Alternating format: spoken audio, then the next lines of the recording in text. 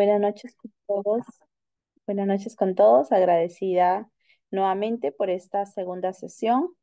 Vamos a hablar hoy de principios éticos en el trabajo comunitario, diagnóstico situacional en salud y reformas en salud. Así que vamos a ver de cada uno de estos puntos. Si tuvieran preguntas, dudas, por favor, no duden en preguntarme. Vamos a empezar hablando de algunos principios éticos que son importantes conocer en el trabajo comunitario. Al mismo tiempo, el diagnóstico situacional en salud, una etapa fundamental para realizar proyectos a nivel comunitario, para poder identificar problemas. Y por último, las reformas en salud como parte del conocimiento que existe en nuestro país. Bien, entonces, cuando hablamos de principios éticos en el trabajo comunitario, hablamos primero de la interculturalidad. Se dice que la interculturalidad es una propuesta ético-política y que propone un diálogo donde ambas partes son iguales y respetuosas de las creencias, saberes y prácticas del otro. Dice que busca comprenderlo desde su propia visión del mundo y su jerarquía de valores, ¿no? Y asumir una actitud activa, ¿no? Que permite reestructurar lo propio mediante la autotransformación reflexiva. Entonces, es muy importante definir qué es la interculturalidad. O sea, nosotros dentro de la comunidad o dentro del trabajo comunitario que se realice, ¿no? Para salud pública, viendo como este punto importante, recordemos que nosotros siempre vamos a trabajar con muchas culturas, ¿no? Alrededor del proceso, personas con sus propias creencias, con sus propias costumbres. Entonces, vamos a ser personas que en el trabajo que se vaya realizando, vamos a tener que ir respetando esta propuesta que se da a nivel intercultural, así como la jerarquía de valores que se tiene en la comunidad. Los principios orientadores del modelo de salud, más que un modelo de salud multicultural, debemos construir un modelo intercultural que promueve el diálogo. O sea, no un modelo de salud donde ya digamos, ah, sí, bueno, existen varias culturas y ya está. No, sino que construyamos un modelo que promueve el diálogo, un modelo más bien intercultural que permita este encuentro, este choque cultural, ¿no? Y pueda enriquecer mutuamente a la comunidad. También otro principio es para la construcción de un modelo de salud intercultural, es necesario profundizar el reconocimiento de la existencia de un sistema de salud reticular, o sea, en un sistema hay diversos prestadores de salud tradicional y alternativos. Nosotros tenemos, de hecho, un sistema muy fragmentado a nivel del sistema de salud y existen efectivamente diferentes prestadores de salud tradicionales, privados, ¿no? Y depende mucho de la elección de cada persona. Para la existencia de la interculturalidad, el modelo de salud oficial debe entrar en diálogo con los modelos, buscando la coordinación, la articulación y dependiendo de la realidad de cada país o sin intención. Si seguimos hablando de estos principios, se reconoce la necesidad de la interculturalidad no solo a nivel micro, sino en el nivel macro, lo que implica trascender en el sector, ¿no? Nos dice que la interculturalidad es tanto un ejercicio político como una práctica cotidiana a nivel de las relaciones personales y que además implica tanto a los usuarios de los servicios, sus familias, sus comunidades, como a los prestadores, el personal que brinda la atención de los establecimientos, ¿no? También ahí es muy importante determinar que el personal administrativo, aquellos que están dentro de los establecimientos, puedan ser confiables, ¿no? Y se cuente con una serie de personas que promuevan esta interculturalidad y que además sean respetuosos. La interculturalidad implica más que la dimensión étnica, ¿no? Hay otras identidades ideológicas que deben completarse, como por ejemplo la educación, la formación, la migración, el estado socioeconómico, condiciones materiales, entre otras. Entonces, todo lo que se ha mencionado son algunos principios que orientan un modelo de salud, ¿no? Y cuando nosotros trabajamos a nivel comunitario, dentro de estos principios éticos, también entra a tallar la metodología de la investigación participativa. O sea, existe una metodología propia en la investigación participativa, como por ejemplo la observación participante. O sea, aquí es muy importante utilizar estudios exploratorios en los cuales el investigador tiene un poco claro el problema de estudio. Y es que aquí es fundamental identificar qué es lo que se desea investigar en la comunidad o qué trabajo específicamente se desea hacer, ¿no? Entonces, también la devolución de los datos a los estudiados, o sea, hay que empoderar a los sujetos estudiados, subrayando caminos en su desarrollo. Luego, la intervención sociológica. Nos dice que los investigadores y los cuerpos intermedios de un movimiento social hacen contrato directo a través del cual los investigadores participan. Estamos hablando un poco de la metodología que se utiliza en una investigación participativa, en la investigación-acción, que es la más frecuente porque es la que casi todos utilizamos, ¿no? Es donde se empieza a investigar, se dialoga con la comunidad y por último se realiza la acción. La experimentación y evaluación nos dice que la ciencia no concluye en el análisis de los datos, pues existe una etapa superior a la aplicación de resultados. O sea, no solamente está en analizar y ya, sino más bien en ver estos resultados que ellos ocasionan de manera directa en la comunidad. Entonces, con lo que les he mencionado, cuando se habla de principios éticos en el trabajo comunitario, es importante destacar que en la comunidad existen propia información confidencial que también se va trabajando en las diferentes investigaciones, ¿no? Y que es muy importante guardar, tener mucho cuidado y lograr que esta observación, esta devolución de datos, esta intervención sociológica sea la más adecuada con quienes están dentro de la comunidad. Eso es algo bastante corto de entender en cuando hablamos de principios éticos. Cuando hablamos del segundo punto, que es un punto aún más, este sí es amplio, porque es un punto donde vamos a ver la parte de diagnóstico situacional. Recordemos que cuando nosotros hablamos de diagnóstico situacional en salud, que de hecho es una de las etapas de la planificación local participativa, estamos hablando de que al momento de intervenir a la comunidad debemos conocer qué realidad tienen, debemos conocer muy bien cuáles son sus problemas y lo más importante al final, cómo solucionarlos. Entonces, esta planificación local participativa, que quiero que se lleven con este nombre porque es así como se conoce cuando se realiza un proyecto comunitario, nos dice que es una herramienta que permite a las personas y a la comunidad conocer su realidad a la vez sentirse capaces de actuar sobre ella implica un proceso continuo, ¿no? Efectivamente, la planificación no solamente está en venir ya con mi ilusión, sino antes participado ahí.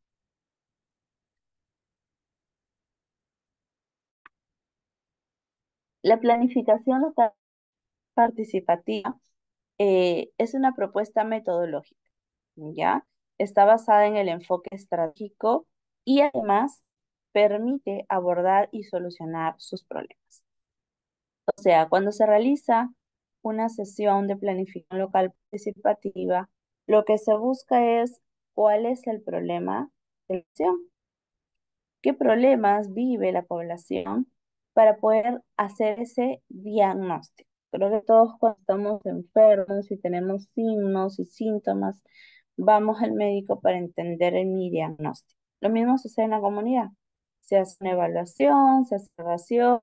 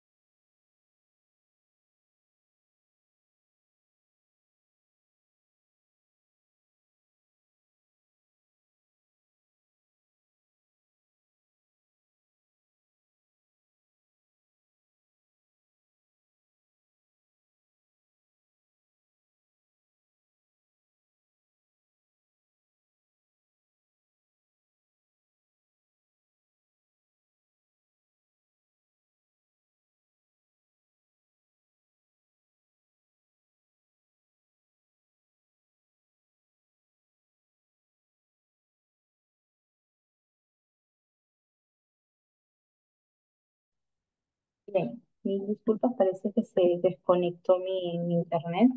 ¿Me logran escuchar ahora? Hola. Sí, sí, sí, lo escucho. Ok, muy bien.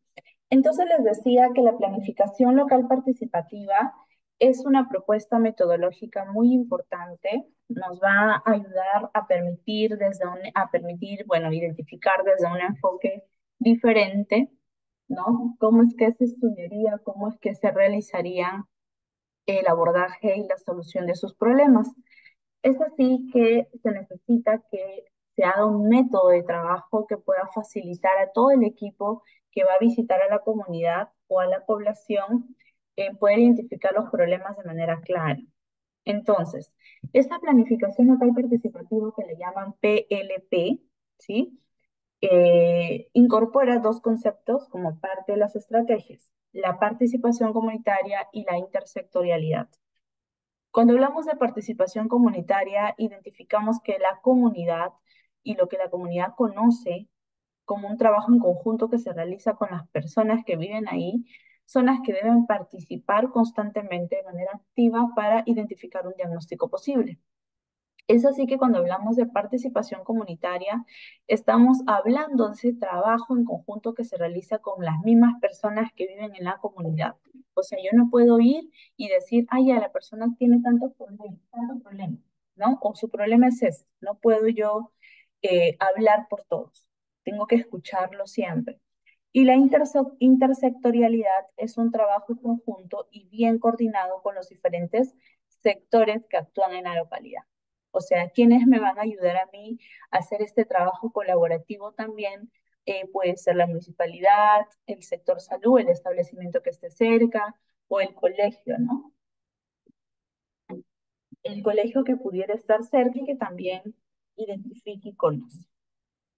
Muy bien. Entonces, cuando hablamos al principio de que el diagnóstico era una de las etapas, efectivamente son 5 etapas que se conocen y hoy básicamente voy a hablar de esta segunda que es el diagnóstico.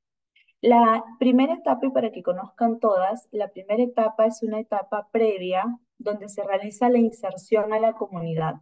Muchos podrían pensar que el diagnóstico es la primera etapa. Sin embargo, existe una etapa previa que es el reconocimiento a la comunidad. O sea, no es que vamos directamente a la comunidad y le decimos a las personas, reunámonos, ¿no? No, sino que primero vamos, reconocemos el camino, reconocemos a la comunidad, ¿no? Identificamos qué carro viene, qué carro va, cómo hacer la movilización, hasta qué horas en la comunidad suele ser el adecuado para poder estar ahí. Entonces son varios factores que se van evaluando. Lo segundo es el diagnóstico o también llamado autodiagnóstico, que es esta etapa crucial. ¿Por qué? Porque aquí se conoce la situación de salud de la población, sus prioridades, sus fortalezas y también debilidades que deben enfrentar sus problemas también. Luego de esta etapa, hablamos de la programación o planificación participativa. Aquí empezamos a ordenar ya más que todo nuestras ideas, ya conociendo todos los pasos, es aquí donde se empiezan a hacer las actividades con el fin de dar solución a los problemas de la comunidad. Esta planificación se suele usar un marco lógico que es bastante común utilizarlo a nivel comunitario. En la parte de ejecución se da con la intervención de los distintos sectores y actores quienes asumirán diversas funciones y responsabilidades. Luego, por último, la evaluación que se realiza en diferentes momentos para analizar la acción conjunta de cómo se van logrando los objetivos. O sea, aquí en evaluación se coloca si se logró o no se lograron los objetivos. Entonces, como ustedes se dan cuenta, las 5 etapas son fundamentales para lograr un resultado adecuado.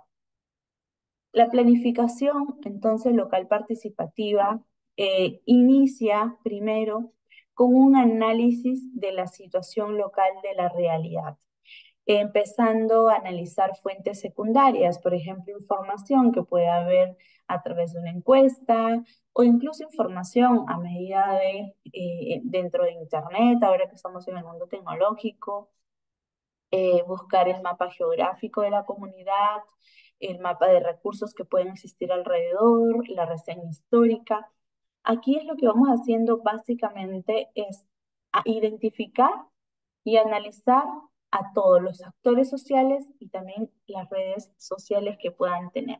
Bien, entonces esto también se realiza en un taller de diagnóstico participativo.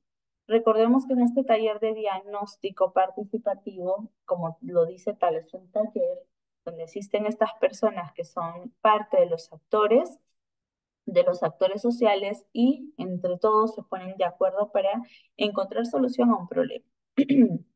El marco lógico de los problemas priorizados que también se realiza, ¿no? La ejecución, pasacalle, talleres lúdicos, o sea, en la ejecución como tal, ¿no? Podemos nosotros adecuarnos a realizar una intervención en base a la posibilidad que el equipo de proyecto tenga, ¿no? De repente quiere hacer un pasacalle o talleres o algún juego lúdico o campañas de salud.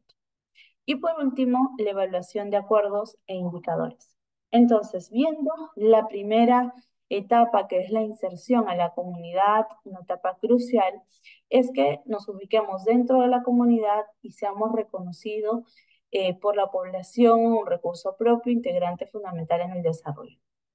Aquí en esta inserción a la comunidad se va haciendo primero el reconocimiento propio de dónde se encuentra, la ubicación geográfica exacta, qué actores sociales están a mi alrededor, su historia, su cultura, quiénes son los líderes y todo lo que debemos conocer de la comunidad, todas sus características propias.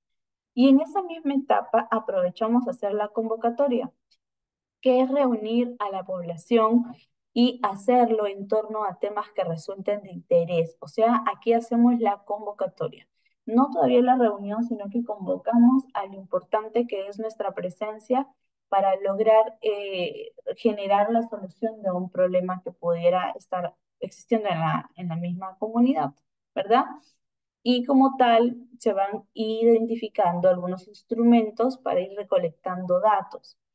Dentro de la recolección de datos, se puede utilizar una guía de observación, una entrevista, ¿no? Una encuesta, un censo, o sea, comunicar a la comunidad de la aplicación del censo, de la fecha, del horario y del objetivo. Bien. Ahora, dentro de ello también hay que reconocer la situación actual que se encuentra, o sea, también hay que ver cómo están las viviendas, los tipos de viviendas, los medios de transporte en el que se encuentran, si hay acceso a servicios básicos o no, si hay empleo, de pronto la mayoría es un empleo informal, ¿no? Y también los determinantes sociales que en su momento también habíamos hablado en la sesión uno, donde saben ustedes que hablamos de las causas como tal de los determinantes sociales de la salud, el empleo, cómo están mis condiciones de trabajo, todo lo que puede tener un impacto directo y positivo o negativo en la situación de la comunidad.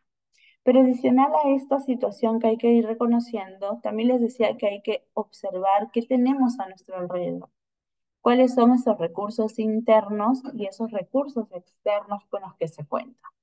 Si hablamos de un recurso interno, estamos hablando de pronto si hay organizaciones de base, por ejemplo, vaso de leche, si hay comedores de madres, si hay local comunal, las tiendas, ¿no? Si hay botiquín, ONGs, centros médicos, particulares o del Estado. Entonces, internamente se identifica qué hay en la comunidad. Cuando hablamos de recursos externos, hablamos, por ejemplo, de aquellos que pueden estar alrededor, de repente una institución educativa, una parroquia, una asociación mototaxista, un policlínico, un centro materno-infantil, ya son recursos que están externos y que están cerca a mi establecimiento o cerca también a mi comunidad donde yo voy a hacer la acción. Adicional a ello, es importante identificar los actores sociales, o sea, las personas, familias u organizaciones e instituciones del espacio local que representan un papel importante. Cuando hablamos de actores sociales, no solamente estamos hablando de personas, ¿no?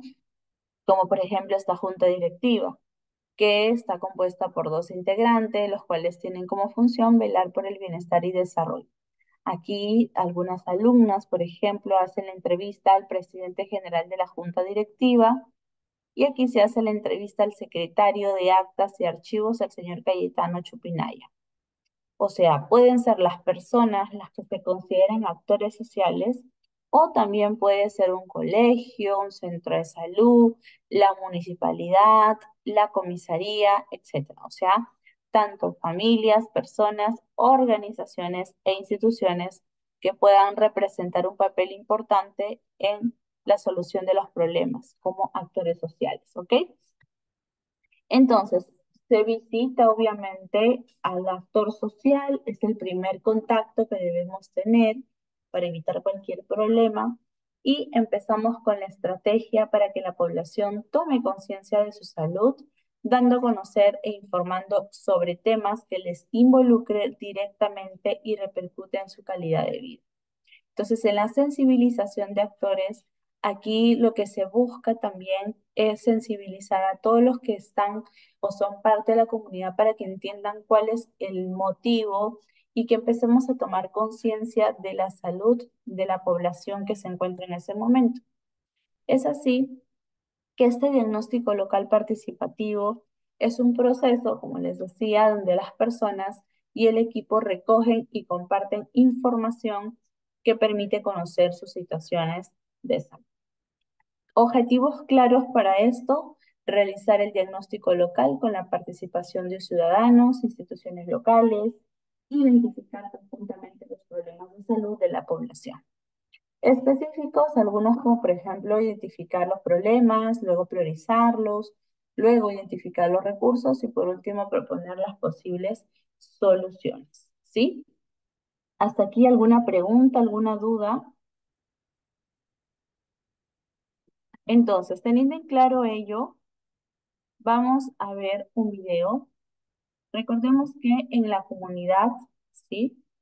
Es muy importante identificar este diagnóstico participativo, ¿bien? Y que nosotros lo podamos conocer. De hecho, existe información importante de los diagnósticos participativos en Internet. Hoy en día ya es bastante conocido, ¿no? Y como tal debemos nosotros identificarlo. Vamos a ver este pequeño video. Permíteme.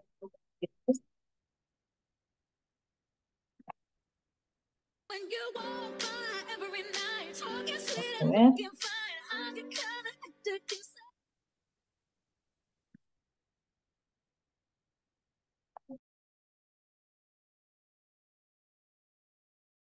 Recuerdo que no fue fácil, pero con la participación de todo el pueblo salimos adelante. El problema de salud infantil en nuestra comunidad es preocupante, compañeros.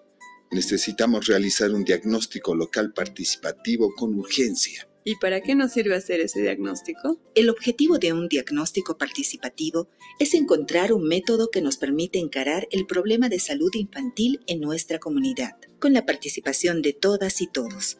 Luego, desarrollar un plan de trabajo. Así es. Sin participación y representación equitativa, no sabremos qué pasa en nuestra comunidad. Un diagnóstico local participativo tiene 3 momentos. El primero es el análisis de nuestra realidad. Esto implica obtener datos locales y demográficos relacionados a nuestro problema. Este primer momento define nuestro entorno, el espacio social y geográfico donde vivimos. Esto nos sirve para identificar a las instituciones y actores sociales involucrados con la salud infantil y materna. Por ejemplo, municipios, organizaciones de base, servicios de salud, escuelas, líderes, organizaciones no gubernamentales y entidades estatales como el Ministerio de Salud. También es importante describir los servicios básicos que tienen nuestros hogares y que pueden influir en la salud de nuestros hijos e hijas. Luego de analizar nuestra realidad, necesitamos ver las prácticas familiares protectoras del niño y la mujer gestante. Esto abarca el segundo momento. Para saber qué prácticas clave nos ayudan a solucionar nuestro problema, debemos recurrir a los expertos como el Dr. Medina, que sabe priorizar las actividades que debemos realizar para prevenir la mortalidad infantil. Así es, Julián. Este proceso de investigación se realiza a través de grupos focales, sondeos y encuestas. De esta manera, definiremos cuáles son las prácticas que promueven un buen desarrollo físico y mental en nuestros hijos e hijas. ¿No es cierto, doctor? Así es, Elenita. Y no olvidemos las actividades que prevengan enfermedades. Gracias, doctorcito. Ahora nos toca entrar al tercer momento, el taller local de análisis. Exacto. Esta fase es un taller local, denominado planificación de base. Así podremos plantear finalmente acciones para superar nuestro problema. Es importante que todos los sectores involucrados tengan representantes y participe equitativamente toda nuestra comunidad. Partiendo del análisis de la realidad local y la identificación de causas y consecuencias del problema de salud infantil, propondremos acciones que son la base para nuestro plan de trabajo. Y manos a la obra. El diagnóstico participativo nos permitió conocer las necesidades reales de la comunidad y así planificar intervenciones exitosas para resolver nuestro problema. Tú también puedes aplicar este proceso en tu comunidad. Recordemos los 3 momentos del diagnóstico: análisis de la realidad local, situación de prácticas clave, taller local de análisis. Lograr representación equitativa y participativa es solo cuestión de organizarse bien. Ahora te toca a ti. Ok, aquí identificamos, ¿no? Efectivamente, lo importante que es estar en un diagnóstico local participativo, ¿no? Y lograr que toda la comunidad participe. A veces puede ser un trabajo, de hecho es un trabajo bastante arduo, donde todos se reúnen en la comunidad, o sea, como ustedes han visto ahí en imagen donde estaban todos reunidos. ¿Quiénes son los que están ahí reunidos? Las personas que son claves en la comunidad, líderes, de repente la presidenta del vaso de leche, de repente debe estar la enfermera del establecimiento de salud, ¿no? Entonces tenemos como varias opciones que nos permiten identificar eh, quiénes son las personas. De hecho, invitamos a todos ellos para este taller que se realiza en un momento clave y también invitamos al director del colegio, o sea, todos los que están en la comunidad y que al final nos van a aportar de manera positiva a este diagnóstico participativo, ¿sí? Entonces, cuando nosotros tenemos los pasos para el diagnóstico, ustedes ven que siempre van, por ejemplo, ¿no? Como estudiantes o como personal de salud, recorren la comunidad, inmediatamente se realiza la convocatoria. Una etapa fundamental y esta convocatoria nos permite proceder a dejar las invitaciones durante la visita domiciliaria. Estas invitaciones tienen que ser siempre previa coordinación con los dirigentes comunales y se realiza la difusión con afiches en zonas estratégicas. Recordemos que nosotros dejemos las invitaciones, no lo podemos hacer deliberadamente sin antes haber conversado con los actores sociales que nos dan autorización para repartir este tipo de invitaciones a los domicilios, ¿no? Si en algún momento lo hacemos sin que ellos tengan el conocimiento, estaríamos incurriendo en una falta dentro de sus normas y posiblemente el despido, el rechazo de la comunidad, ¿no? Hay situaciones en las que las comunidades son pequeñas, entre ellos se pasan la voz y, eh, y al final se termina enterando el dirigente quien ingresó sin la autorización.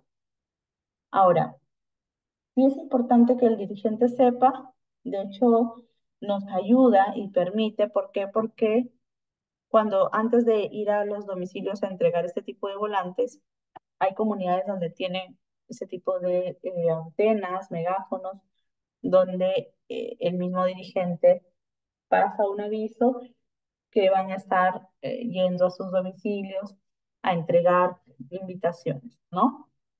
Entonces ya hay un aviso previo incluso del mismo dirigente a la comunidad. Ahora que tenemos los medios tecnológicos, también el tema del celular, los grupos de WhatsApp en los que ya seguramente muchos de los vecinos están integrados.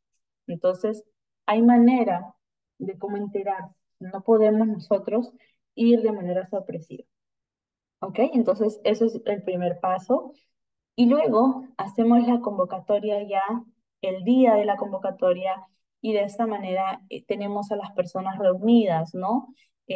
La vicepresidenta, la presidenta de la Junta Vecinal, a la coordinadora del vaso de leche, al coordinador de deportes y a la misma comunidad, vecinos, vecinas, que no necesariamente tengan un cargo, pero que están presentes porque también conocen la realidad de su comunidad. Entonces, los factores sociales, personas con capacidad de decisión, de influencia, influencia y poder ser elegido por la comunidad. Entonces, al hacer la convocatoria de todas las personas, inmediatamente empezamos el taller. En el taller es importante tener a la mano ya papelotes construidos que nos permitan escribir, o si es que nos reunimos en un salón comunal, poder identificar en ese salón comunal si hay pizarra o ya previamente haber nosotros colocado los papelotes. ¿Bien? Entonces, lo primero es que identificamos los problemas, ¿sí? ¿Cómo se hace esta identificación de problemas? Y primero es uno de los pasos trascendentales, ¿no? Y no solo lograremos conocer qué problemas afectan la salud de los pobladores, sino qué se podrá determinar, cuál requiere una atención prioritaria como tal. Al momento que se van identificando los problemas, todos presentes, ahí ustedes ven en las imágenes, por ejemplo, un enfermero, una obstetra. Y es que sí, dentro del taller también están presentes aquellos personajes que son del mismo establecimiento de salud, profesionales, y que van y también acompañan a este diagnóstico participativo. Se realiza entonces una lluvia de ideas, ¿no? Esta lluvia de ideas es una de las técnicas utilizadas con más aciertos para más o menos pensar con todos los que viven en la comunidad, vecinos y todo lo que les mencionaba, que ellos mismos levantando la mano digan, en la comunidad el problema es este. Luego otra persona levanta la mano y yo y la persona que está ahí, aquí escribiendo simplemente va anotando cuáles son los problemas que se van mencionando. Y luego hacemos una matriz de selección. Ok, hemos identificado esta lista de 10 problemas de los cuales los vamos a llevar a una matriz de selección para priorizar los problemas más importantes. Y a raíz ya de eso es donde empezamos a hacer el árbol de problemas de aquellos que ya se eligieron como problemas. ¿Por qué? Porque en el árbol de problemas que identificamos, ¿han visto ese método, esa técnica del árbol de problemas? ¿Qué es lo que se pide en un árbol de problemas? A ver, ¿alguien de pronto conoce? Se hace la imagen de un árbol como tal, pero ¿qué se tiene que tener en cuenta?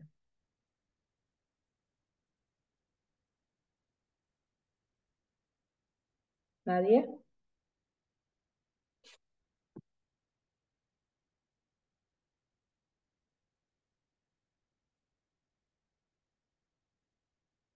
Bueno, se tiene que tener en cuenta, ¿no? Siempre cuando se hace este tipo de árbol, que las causas, las consecuencias y el problema. O sea, en el árbol, el problema va a estar en el centro, las causas en las raíces, ¿verdad? Y las consecuencias, muy bien, las causas en la raíz, muy bien, Francisco ya sabe a qué nos referimos. Y de esa manera hacemos un buen árbol de problemas. Muy bien.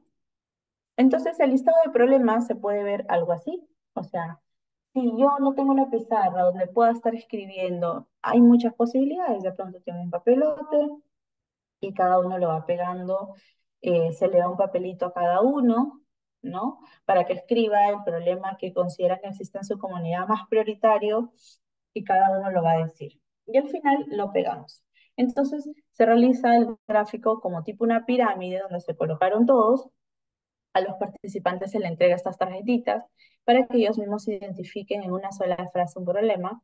Las tarjetas se pegaron en la siguiente pirámide sin ningún orden de prioridad, se pegaron simplemente. Y veamos qué problemas menciona. Tos, por ahí hay resfriado, corrupción de menores, nos habla de la homosexualidad, ¿no? Nos habla de la drogadicción, de la diarrea, ¿no? De la bronconeumonía, de las artrosis, del pandillaje, miren, de los parásitos, infecciones en la piel, alergias, fumigar a domicilios, que en realidad no es tanto un problema, sino una necesidad, ¿no? La violencia familiar, TBC, desnutrición, mala comprensión, maltrato contra los niños. Entonces veamos que las personas mismas van identificando el problema, ¿sí? Y una vez que se identifica va a quedar de esta manera ordenado todos los problemas que en la comunidad se realizaron. Posterior se hace la clasificación de los problemas y primero para hacer una clasificación es importante delimitar qué problemas de solución son internos y qué problemas de solución son externos. O sea, está bien que exista pandillaje, está bien que exista el tema de viviendas en peligro de colapsar, de falta de servicios básicos, pero que son problemas que lamentablemente nosotros no vamos a poder solucionar. Y aquí es importante dirigir muy bien el taller para que todos sepan que hemos venido al objetivo más que todo de salud. Entonces, vamos a identificar problemas de salud, ¿no? Problemas que puedan perjudicar de manera existencial en el momento. Entonces vamos viendo y vamos separando los de solución externa con aquellos que imposible, o sea, no podemos nosotros evitar ni hacer absolutamente nada, ¿no? Inclusive el pantillaje también ahí yo lo pondría en solución externa, ¿no? Porque también es un tema que nosotros no podemos lidiar. En cambio, desnutrición, alcoholismo, homosexualidad, violencia, de repente podrían ser situaciones que sí podríamos ver algún tipo de solución. Luego empezamos a hacer la jerarquización de los problemas, ¿no? O sea, una vez que los problemas se identificaron, los ponemos a jerarquizar. O sea, con la participación de todos los pobladores, se pudo obtener por votación según la escala valorativa de 1 a 5 puntos, siendo el menos grave 1 y 5 el de mayor gravedad, siguiendo todos los criterios de priorización dándole a los pobladores la orientación en algunos casos, ¿no? ¿Qué sucede? Aquí se le explica a las personas, ok, de todos los problemas que tengo, vamos a dar una escala de valoración del 1 al 5, dependiendo la escala valorativa del problema más grave al problema menos grave. Entonces, la persona que daba 5 puntos es porque entendía o tenía la necesidad de conocer que el problema era muy grave. Y en ese momento se empezaban a colocar esto que dice A, B, C, D, E, ¿no? Que ahí se empieza a identificar el A, el B, C, D. Estos acá son los problemas que se colocarían, por ejemplo, acá de nutrición, anemia, ¿no? Todo eso se van colocando, solo que lo he puesto con letras porque no estamos viendo el problema en sí. Una vez dado ello, colocamos criterios que van en esta columna, como por ejemplo, ¿qué problema afecta a la mayoría de la población? Eso nos permite saber la gravedad como tal. Luego, el problema pone en riesgo la vida de las personas. Vamos evaluando el riesgo. El problema afecta a la organización comunal. También lo vamos identificando. O el problema afecta a la familia. También lo vamos identificando. El problema realmente permite la participación de la población, ¿no? También lo identificamos. O sea, de cada uno de los problemas que acá tenemos, hacemos la lectura de los siguientes criterios. Entonces, si aquí está desnutrición, yo digo la desnutrición afecta a la mayoría, entonces ahí es donde empiezan a poner un puntaje. Ah, yo pienso que es 3, o 4, o 1, o 5. El problema pone en riesgo desnutrición la vida de las personas, sí, todos dicen 5. Y este problema de desnutrición afecta a la organización comunal, de repente sí o no, ¿no? Ahí por números. El problema afecta a la familia, el problema realmente permite la participación de la población, entonces Estas preguntas son claves cuando vayamos a priorizar algunos problemas, porque aquí ya lo que estamos haciendo es priorizando. Con este cuadro de priorización vamos identificando qué problemas son más urgentes, ¿no? De poder hablar. Entonces, al priorizar, se trabaja con cada problema, identificamos tres. Desnutrición, alcoholismo, por ejemplo, y violencia familiar. Tres problemas que podríamos haber identificado, porque son los problemas donde hemos obtenido un mayor puntaje, ¿no? Porque estos se pueden sumar y vemos cuál ha sido el mayor puntaje de los problemas que se han identificado. Imaginemos que hayan salido tres. Desnutrición, alcoholismo y violencia familiar. Es ahí donde seguimos al siguiente paso, el árbol de problemas. El árbol de problemas nos va a ayudar a identificar, ok, son tres problemas que hemos identificado, todos por unanimidad están de acuerdo, entonces decimos bien, tenemos desnutrición, alcoholismo y violencia como problemas en su comunidad. Entonces lo que vamos a hacer ahora es identificar cuáles fueron los causales y cuáles son las consecuencias que esto me genera. Es así donde se realiza el árbol de problema, por ejemplo, de la desnutrición, ¿no? Entonces aparece más o menos de esta manera. Desnutrición en el tronco va el problema central, en las raíces les decía que iban las causas y en las hojas las consecuencias. Entonces, ya voy viendo, ¿no? Si hay desnutrición, ¿cuál podrían haber sido las causas? De repente, esto es un ejemplo, falta de conocimiento sobre una adecuada nutrición, falta de ingresos económicos, mala alimentación, hábitos, creencias sobre la alimentación, ¿no? Entonces, se identifica, la misma población nos puede ir diciendo. Y claro, vamos apoyando, ayudando, así lo que me menciona es una causa o no. Si es así, lo vamos anotando. Y después vemos las consecuencias, que son el impacto, el efecto negativo o que se produjo o que disminuyó la calidad de vida de la población. Por ejemplo, si hay desnutrición, yo me puedo imaginar un retardo de crecimiento y en el desarrollo en el niño, un bajo rendimiento escolar, la muerte, ¿no? Tuberculosis, enfermedades respiratorias, resfrío, bronquitis, infecciones gastrointestinales, diarrea, parásitos, etc. Entonces, ya con este árbol, ustedes luego, ¿qué harían?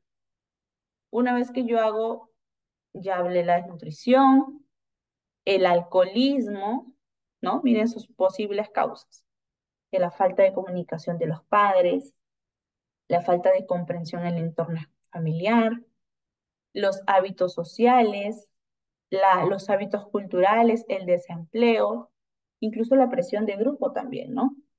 ¿Y qué consecuencias trae el alcoholismo? La pérdida de la salud mental, la persona se vuelve agresiva, puede ocasionar demencia, la delincuencia, la desintegración familiar, ¿no? Las repercusiones económicas en el hogar o la violencia. Entonces, vamos viendo entonces en el alcoholismo qué más o menos problemas y qué causas habían generado ello. Y por último, la violencia familiar, ¿no? Entonces, vean que aquí las personas quienes están haciendo la lectura no son las alumnas, ¿no? Es la misma población, o sea, la misma población es la que participa activamente y la que lee, al final, sale un representante para leer cada uno de los papelotes de los tres problemas que hubiera, ¿no? Y inmediatamente se corrige, se identifica o se suman más comentarios al árbol de problemas. Ahí está la violencia, ¿no? ¿Qué pueden haber en causas? Falta de comprensión, de pronto falta de comunicación, insuficiencia económica, machismo, falta de apoyo familiar. ¿Y cuáles serían las consecuencias de violencia? Baja autoestima, definitivamente, discusiones constantes, maltrato continuo en niños, ¿no? Pandilleros, niños violentos, rebeldes, de pronto niños que se pierden en la calle, niños que entran a drogadicción, o sea, hay muchas consecuencias, y solo por mencionar algunas. Entonces, una vez que ya se tenga cuáles son las consecuencias, recién ahí se identifican cuáles serían las soluciones, las alternativas de solución que se van a llevar a cabo, ¿no? Y es ahí donde se ve, ok, el taller, por ejemplo, el problema es nutrición, hemos visto causas que, por ejemplo, hay desconocimiento, hay esto y el otro, ok. ¿Qué vamos a hacer? Taller sobre alimentación balanceada, lonchera saludable. Vamos a educar sobre la alimentación y la preparación de alimentos nutritivos. Y vamos a controlar el peso y talla de todos los niños, por ejemplo, ¿no? Para el alcoholismo vamos a hacer talleres de prevención, vamos a orientar a las familias sobre el abuso de alcohol, en los adolescentes también. Hay que hacer la educación sanitaria, o sea, full promoción, prevención, talleres de autoestima, coordinación con DeViva, que también es una ONG, para poder llevar este material informativo. Habla Franco es también una organización, una ONG, que se encarga de ver a niños que están en condición de calle, niños que están con problemas de drogadicción, con problemas de diferentes índoles y que este tipo de ONGs nos ayudan muchísimo para este tipo de intervenciones comunitarias. Violencia familiar, vamos a hacer la información sobre los servicios que ofrecen al Centro de Emergencia Mujer, la línea 100, que atiende casos las 24 horas del día, para que pueda recibir orientación de alguien que esté tras la línea. Coordinación con la unidad de atención a denuncias en la comisaría, establecer una promotora encargada de derivar algún caso de violencia, talleres de comunicación familiar y autoestima, apoyo a las víctimas de violencia y asesoramiento con centro de emergencia mujer. Entonces, eso es cuando hablamos de diagnóstico participativo, o sea, logramos buscar los problemas y las soluciones. Pero ojo, esto no es la única forma de identificar un problema, o sea, existen muchas otras formas de hacerlo y de cómo nosotros ingresamos a la comunidad y vamos recogiendo información. Aquí vamos a ver un video que nos muestra cómo se realiza a nivel rural un diagnóstico participativo.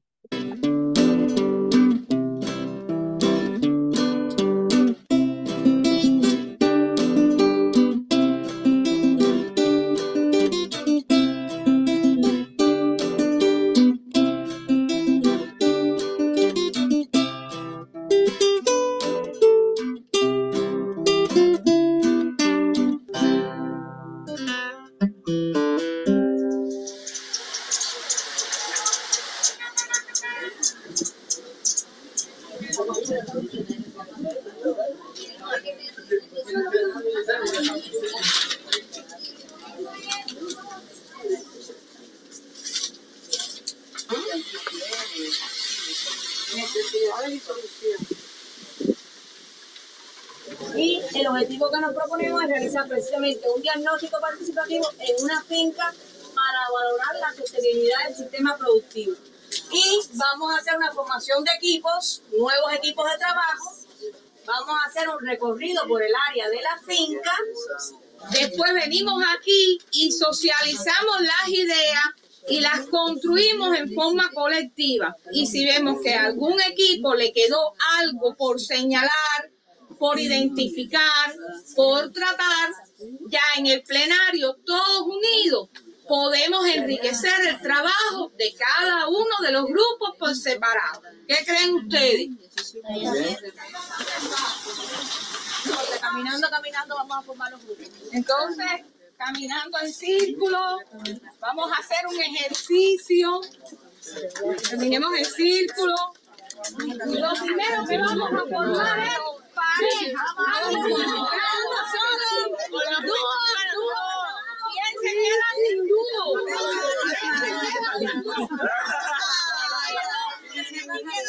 Ahora vamos a formar seco,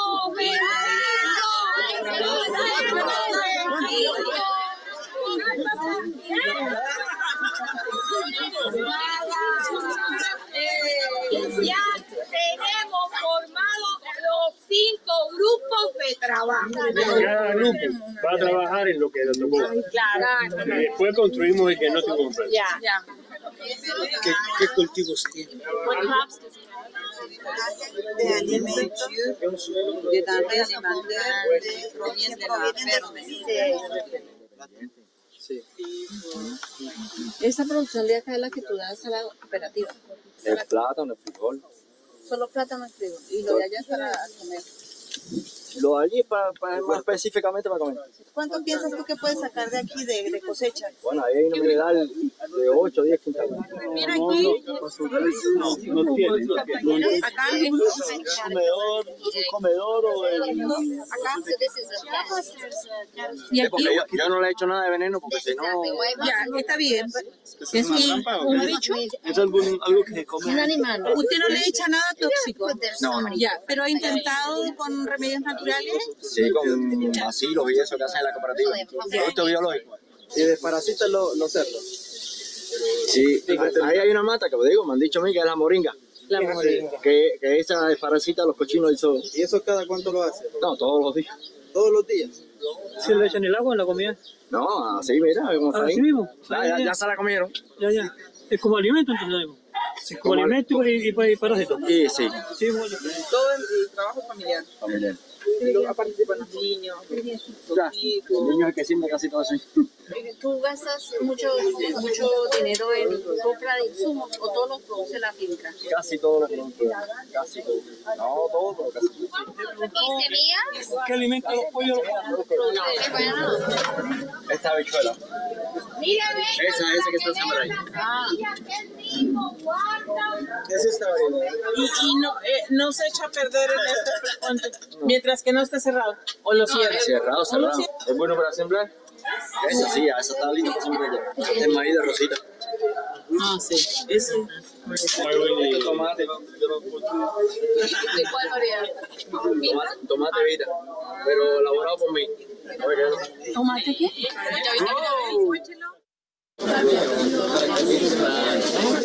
No trabaja más. Sí,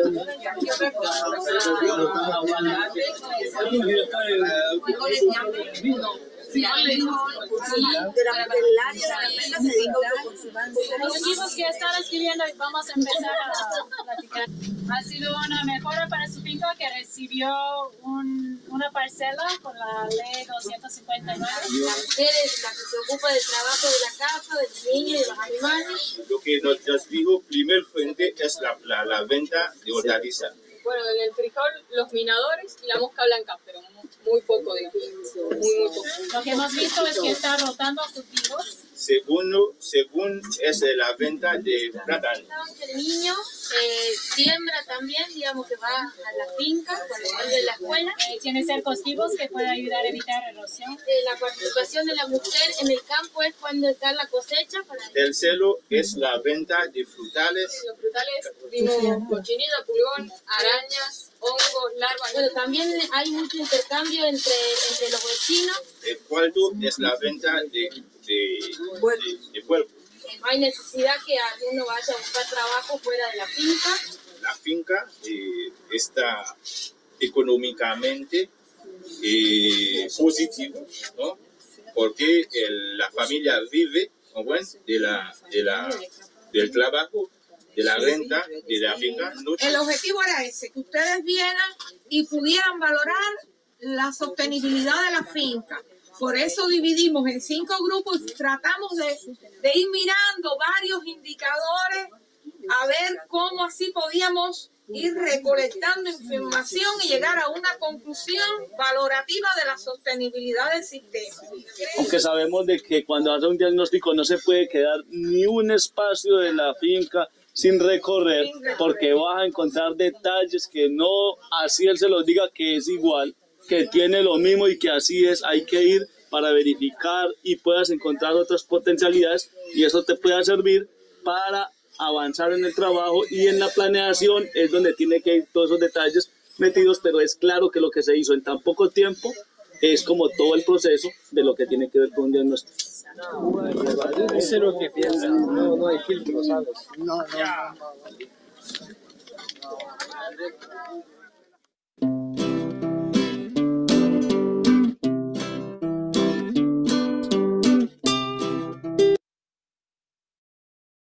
Muy bien, ¿qué es lo que observamos en este video? A ver.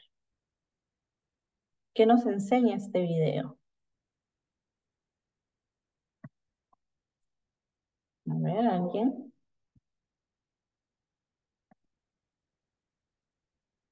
¿Qué hemos observado en este diagnóstico participativo?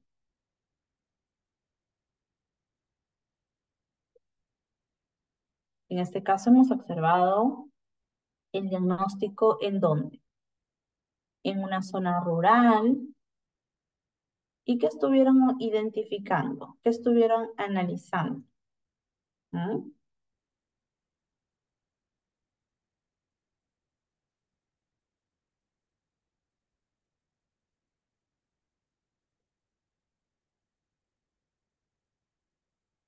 A ver, ¿alguien?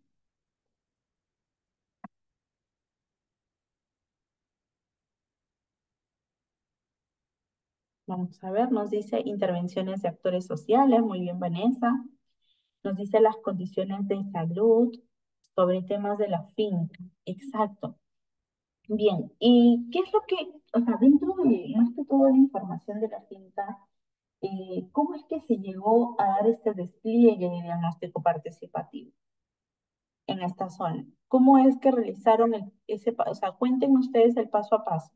¿Qué es lo que se hizo?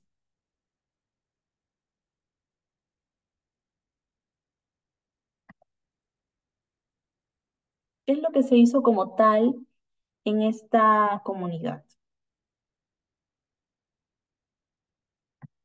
Se formaron grupos, ¿qué más?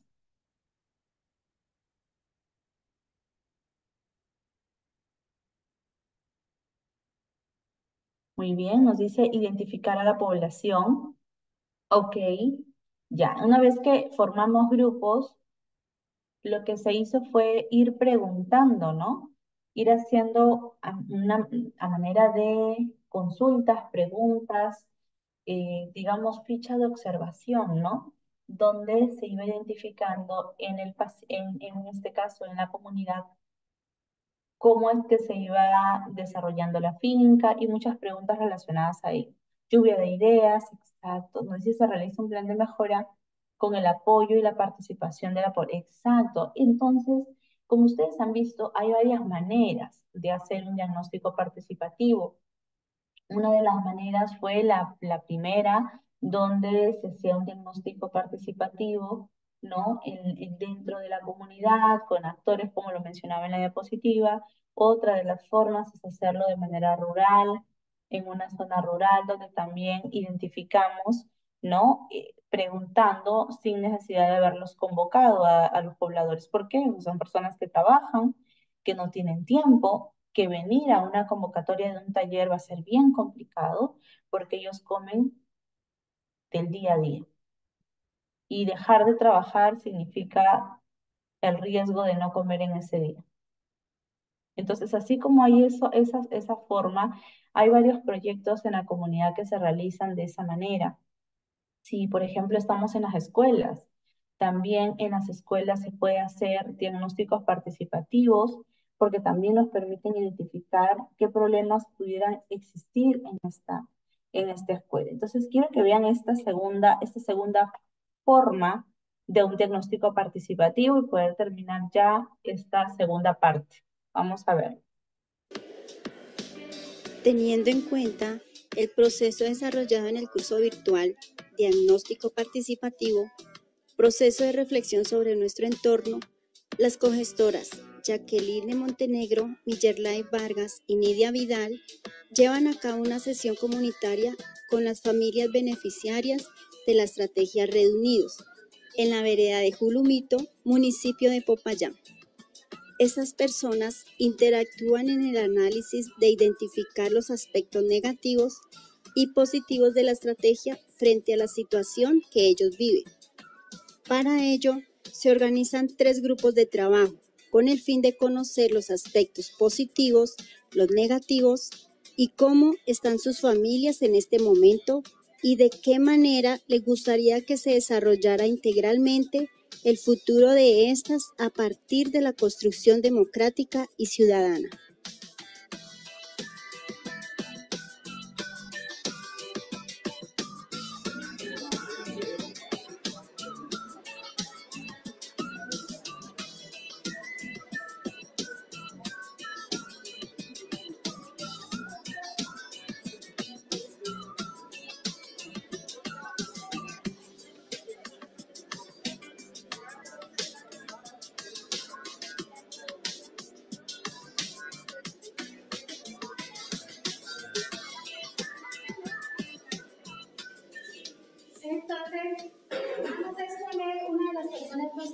demás van a hacer silencio para poder que todos escuchemos. ¿Listo?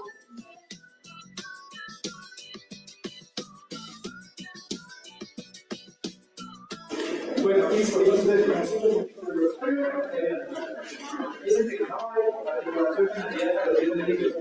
nosotros entendemos es que para crecer una cultura debemos tener más posibilidades con programas de campo de estudio, de cursos, de escena, bueno, para estudiar. Discriminación y regulación de la pobreza de su condición, eso también existe, porque mire que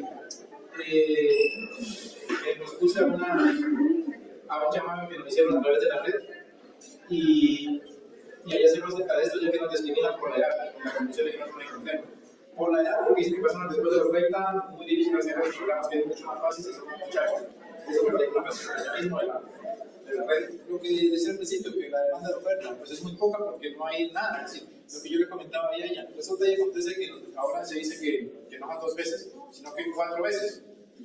Está bien que nos visiten, pero ¿qué pasa si nos visitan, digamos, 1 vez o 3 veces a la semana? Pero si de esto no pasa nada, o sea, yo ya llevo tiempo y no he recibido ningún beneficio de nada, no pasa nada. La metodología es deficiente, o sea, eso sí, la oportunidad de oferta, lo que dije al principio, somos beneficiados, pero ¿beneficiados de qué? Porque es que yo soy beneficiado en papel, en lo que ustedes me dicen, pero usted es beneficiario de tantas posibilidades del proyecto, pero es que no tenemos un proyecto de nada porque no lo he recibido.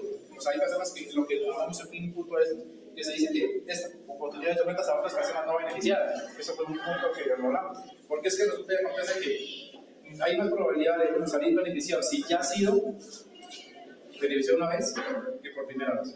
Porque yo tengo mi tienda, me dieron la tienda, me dieron la otra ayuda, el fortalecimiento de mi negocio y vengo a tirar que esa aportación. En el SENA, una oportunidad de estudio más fácil porque usted está en el programa. Exacto. En la universidad, resulta que usted en el programa de gobierno, tiene una posibilidad de que sea más económico estudiar en la universidad, los eventos son un poco más económicos. Cosas así, como digo, que no sean regaladas, es que todo regalado es difícil, pero que tengamos mejores oportunidades. Y llevamos un tiempo largo en este país. Sí, pero no pasa por eso, es una cosa mal, disculpen, pero eso sí, yo sentí la cuestión.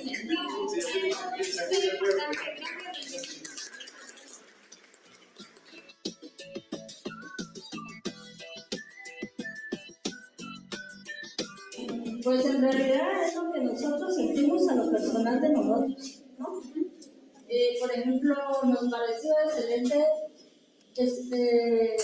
estuvieron pendientes de los niños, ¿no? Me gustó cuando doña Lidia fue y va a estar pendiente de los niños del control, qué vacunas le hacían falta y todo eso, pues porque a veces habemos mamás que somos descuidadas en ese sentido. Sí, la información que nos dio es los últimos meses, pues estuvo muy bien para estar pendiente de nosotros. Por ejemplo, para mí en lo personal, a mí me sirvió mucho. Para mí en lo personal. Y como dice el Señor, pues sí, hay que mirar y hay que ser honestos porque conforme nos llega ayuda a nosotros, a mí en lo personal me llegó ayuda. Entonces sería bueno de que miraran y analizaran eso para otras personas que, ¿verdad?, que no las hemos sabido aprovechar es muy diferente. Es por lo menos a mí me salió favorecida para una ventana. Y tengo mis cosas, no las estoy ejerciendo, pero en cualquier momento me dicen, Nancy, yo necesito que me haga una comida, tal cosa. Tengo mis artículos, si por ejemplo se me ofrece ya la vitrina, o si yo necesito alquilar mi olla, entonces tengo una entrada. Si me prestan la vitrina y me la alquilan, es otra entrada. ¿Sí? Entonces son cosas que uno ya tiene y las tengo.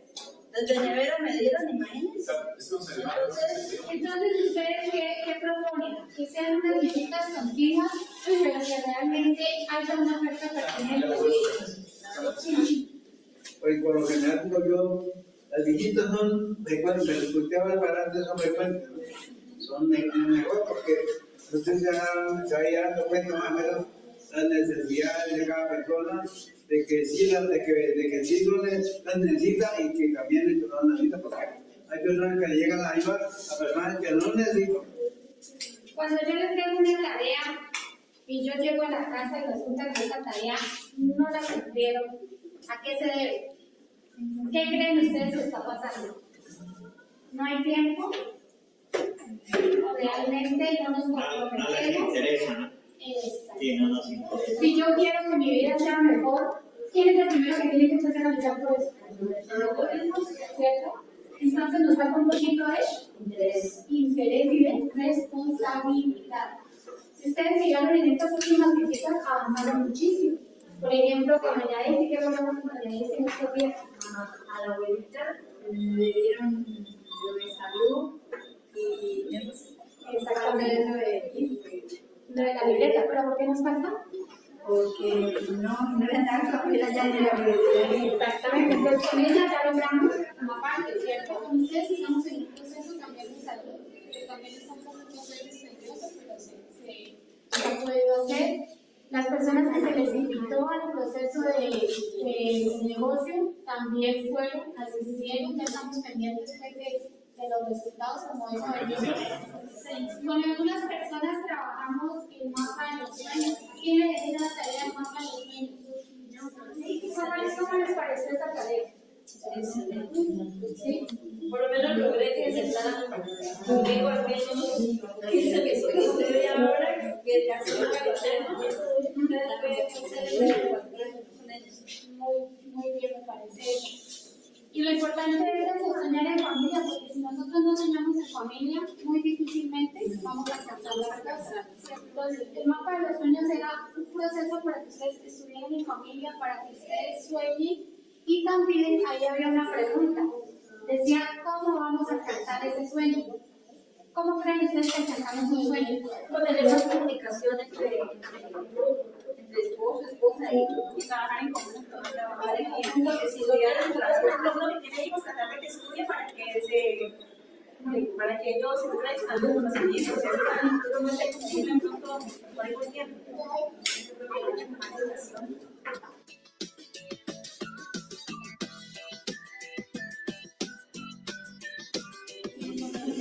Joana nos va a hablar de cómo se encuentra el hogar de ellos en este momento. La casa, pues no es mi casa, ¿no? Es la casa de mi suegra, pero yo quisiera hacer que todos los hogares ahora quisiera tener mi casa propia con mi familia, aunque yo también con ellos me veo muy bien, porque no tengo cosas diferentes con ellos. ¿Y cómo te sientes en este momento viviendo ahí? Pues en este momento estoy bien, ¿no? Pero pues cuando que antes siempre puede tener más cosas, puede tener las cosas que pues uno ahí en el pedazo, pues uno no ya no puede tener las cosas que uno propiamente.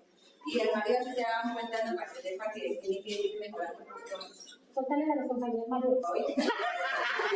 Oigan, ahora sí, ¿cómo se quieren ver ustedes? Pues ya venía a mi casa, pero pues no contestan un poco de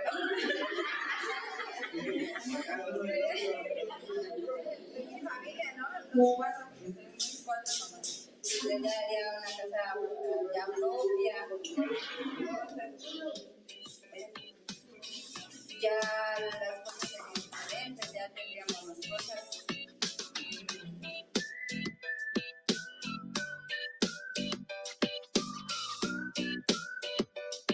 De acuerdo con el ejercicio desarrollado, se concluye que la estrategia debe mejorar desde el punto de vista del acceso preferente frente a las ofertas, que las ofertas deben ser mayores y oportunas.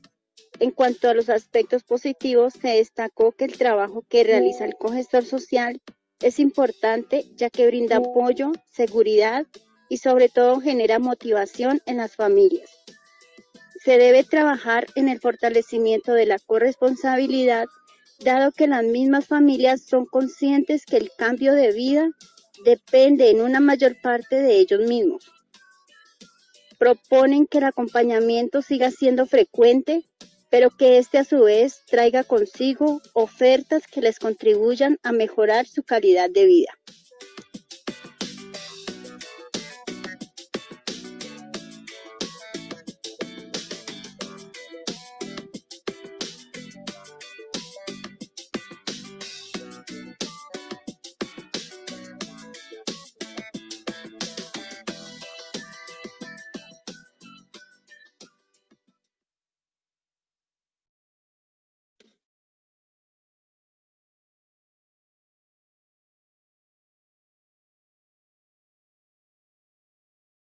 Muy bien, muy bien. Entonces, hemos identificado también en este segundo video eh, la participación de la misma comunidad. ¿Qué identificaron aquí?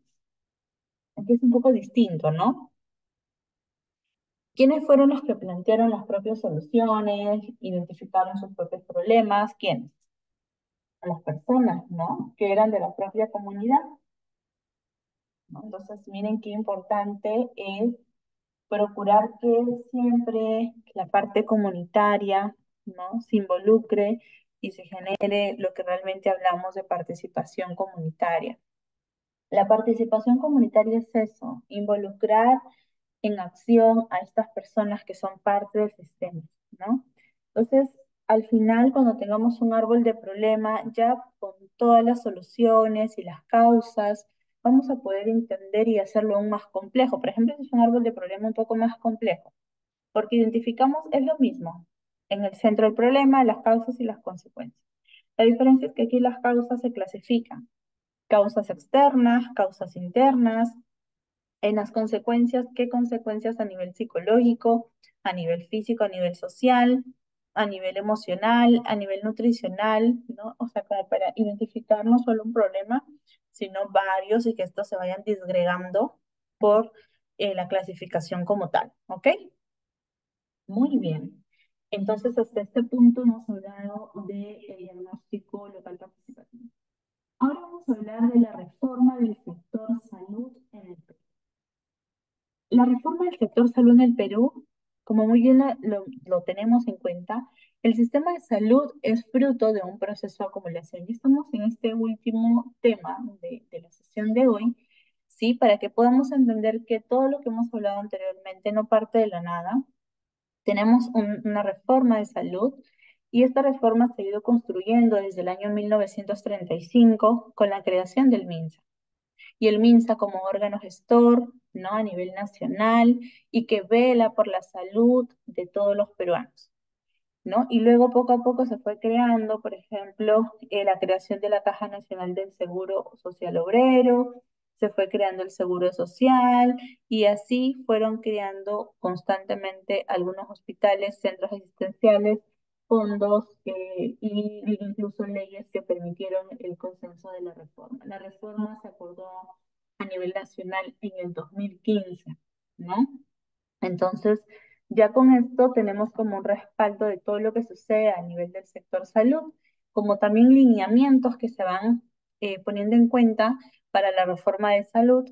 Tenemos aquí el Consejo Nacional de Salud, que le llaman el SECOR, y a su alrededor, como ustedes podrán identificar, los diferentes programas, las diferentes instituciones, ¿no? Que dan a pie a que todo el sistema de salud funcione. Al mismo tiempo, decretos legislativos, reglamentos, resoluciones ministeriales, normas técnicas, instrumentos, gestión, implementación que se aplica de manera adecuada, ¿no?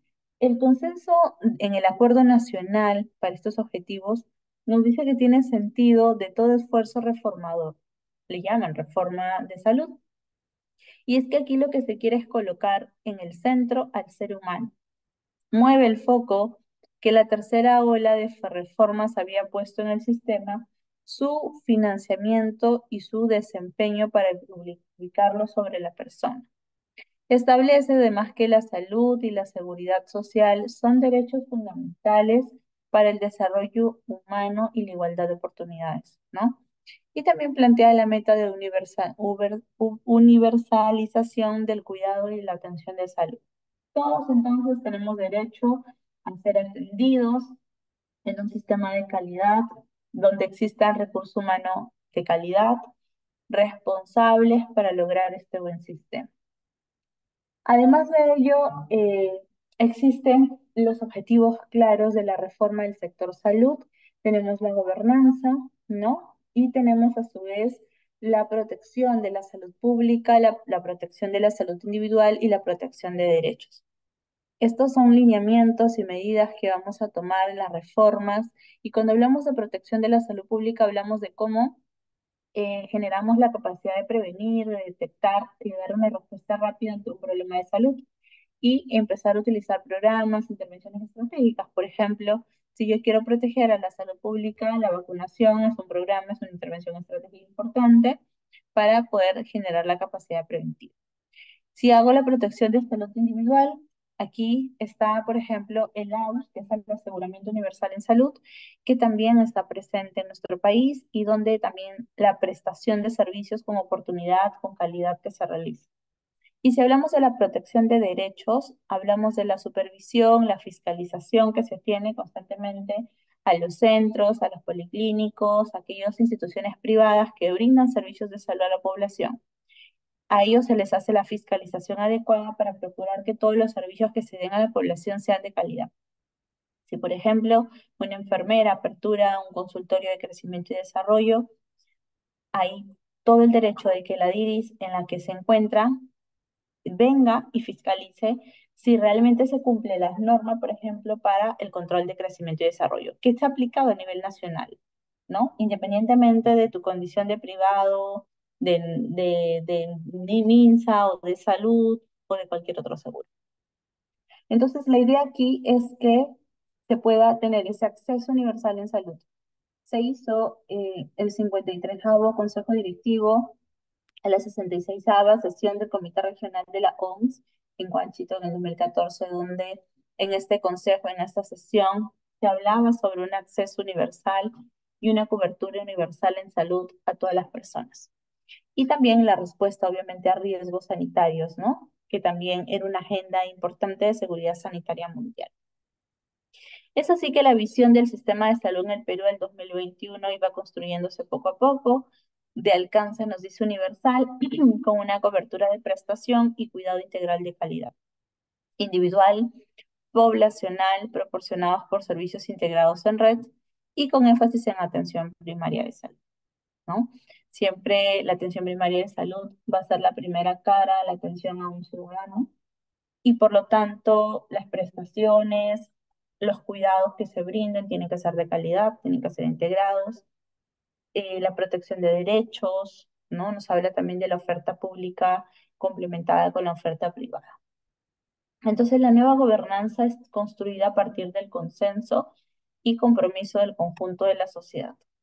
Existen hoy en día enfermedades endémicas, estamos con un potencial dengue, y así como esta enfermedad vírica, existen otros problemas como la malaria, leishmaniasis, tosferina, fiebre amarilla, hepatitis, ¿no? Que tenemos casos de chikungunya que hemos tenido en el país, y todos estos que de alguna manera nos van a permitir crear respuesta contra riesgos sanitarios, de pronto casos de Zika, en cuántos casos se encuentran, ¿no? Y por ello es que se empezaron a crear marcos, decretos legislativos para ayudar también y crear esta comisión de salud pública, comisión intergubernamental, intersectorial de emergencia, declarar también áreas de emergencia, ¿no? Con una intervención, la ley también 3042-3, que es el fortalecimiento de la Autoridad Sanitaria Nacional para garantizar la prevención y control de enfermedades en el Perú.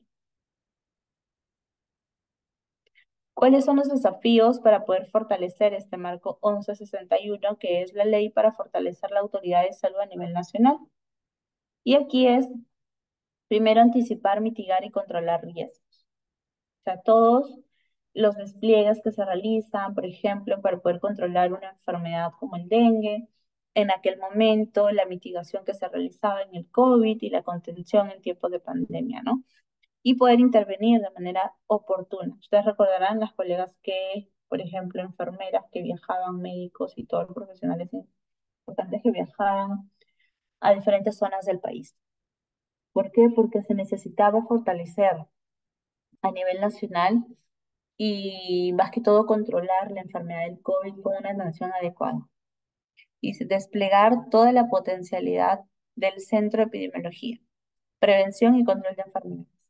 Este Centro de Epidemiología, ¿no? Está bajo la dirección de la Dirección General de Epidemiología, la DGE, que está en el ministerio y que nos permite también identificar, ¿no? Y nos da diferentes salas situacionales actuales, nos dice cómo va tal y cual enfermedad, el seguimiento, boletines informativos, seguimiento también previo, anterior, años anteriores y cómo es que ha ido evolucionando a años actuales. Entonces, este centro de epidemiología además recibe una serie de reportes, no solo de enfermedades, sino también, por ejemplo, de un ESAVI, donde existen ESAVIs graves y también reciben este tipo de reportes, ¿no? Entonces, sumamente importante.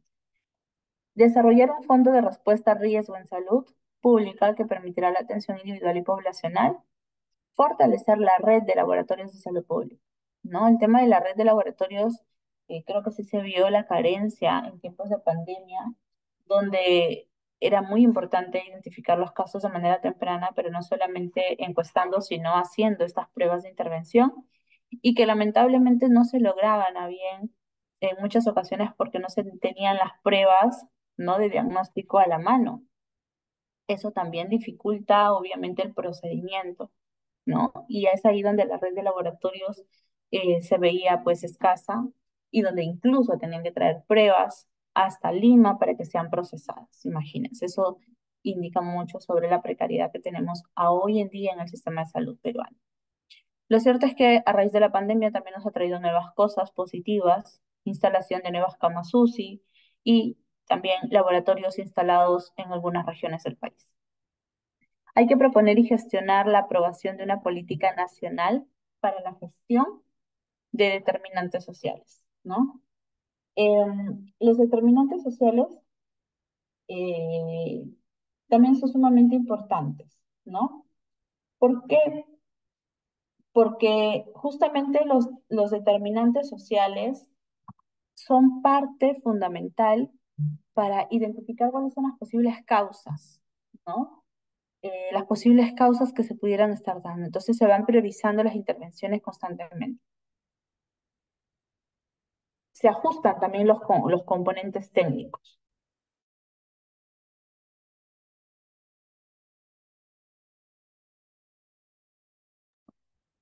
Se ajustan los componentes técnicos, ¿no? Que también son importantes, y los programas, ¿no? presupuestales estratégicos. El seguimiento de su ejecución, la ampliación de la nueva agenda sanitaria, ¿no? Y se van reactivando la Escuela Nacional de Salud Pública, ¿no? También, que es muy importante, existe una escuela nacional, si ustedes ingresan y a Google y colocan Escuela Nacional de Salud Pública, van a poder identificar eh, cómo lograr seguir capacitándose, lograr nuevos conocimientos. Es una forma permanente de capacitarnos en realidad, no todo el personal de salud.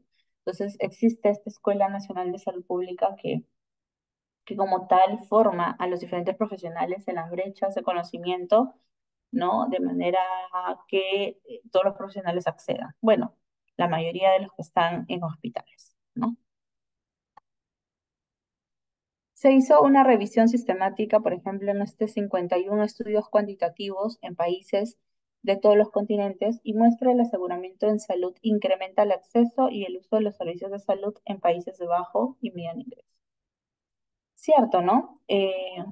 Cuando se hace una identificación del aseguramiento universal en salud, nos vamos dando cuenta de lo importante que es el ingreso y el acceso a todos los servicios de salud que se van identificando, ¿no? Que son sumamente importantes.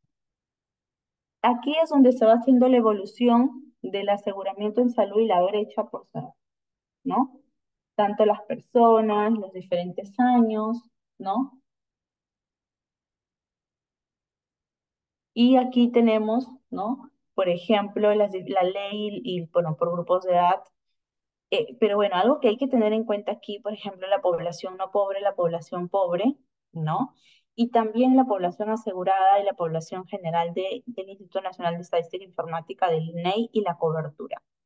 De hecho, que antes la cobertura era muy baja, ¿no? En relación a ahora. Y es muy importante que esto se haya consolidado aún más en estos últimos años, ¿no? Y hoy en día sí es muy fundamental que las personas estén aseguradas. De hecho, se ha incrementado el aseguramiento, tanto así que antes había opciones difíciles de poder acceder al SIS. Ustedes saben que antes tenías que estar en una clasificación de pobre o pobreza extrema para acceder al SIS. Lo cierto es que ahora todos los que no tienen seguro tienen la capacidad de tener un seguro como derecho, independientemente, ¿no? De si están en una escala de pobreza o no pobreza. Justamente porque si no tienen un seguro de otra índole es porque no trabajan o no tienen un aseguramiento como tal, ¿no?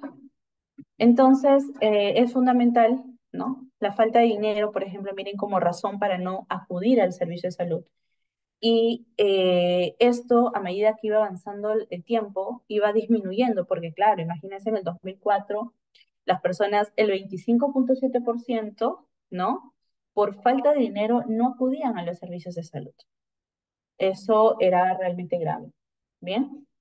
Y ya a medida que iba avanzando la edad y que se iba complementando estos servicios de atención en salud, esta brecha iba disminuyendo y este porcentaje iba disminuyendo, ¿no? Y se hacía más evidente el que todos puedan acceder a la salud.